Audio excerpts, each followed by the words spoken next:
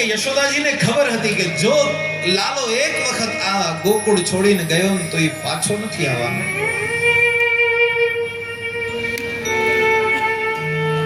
ઘરના ઉંબરા ઉપર બેસીને માં રડી રહ્યા છે. લાલાને ખબર પડી મૈયા રડે છે. લાલો ધીરે ધીરે પાછળથી આવી મૈયાના ખભા ઉપર હાથ મૂક્યો છે, કહ્યું છે માં શું કામ રડે છે? લાલાનો હાથ ઉપર હાથ મૂકી લાલાને ખોડામાં બેસાડે છે.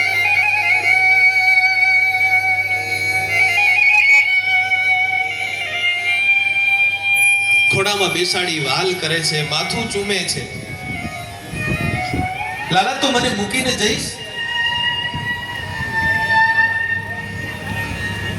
તું મને મૂકીને જઈશ તો મને ખબર છે તું પાછો નહીં આવે.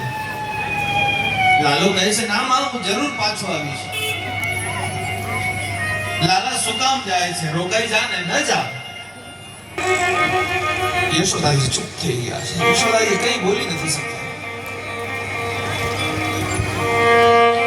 લાલાના મસ્તકને ચૂમી યશોદાજી ખાલી એટલું કીધું છે લાલા તારી માં દેવકીને જ્યારે તું મળે અને તારી માં તને પૂછે કે તું ગોકુળમાં કેમ રહેતો હતો ત્યારે તું ભલે બધી વાતો કરી દે પણ એક દિવસ મેં તને ખાંડણીએ બાંધીને તને મેં આખો દિવસ જમવાનું નતું આપ્યું લાલા એ વાત તારી માને ન કહેજે.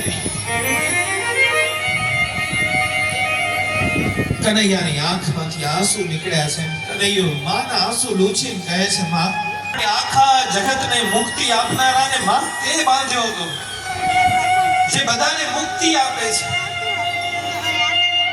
માં એ બ્રહ્મને તે બાંધી રાખ્યો હતો. ખૂબ વાલની વાતો કરી છે આખી રાત માતાને અને બાળક ખૂબ વાર્તાલાપો કરી છે.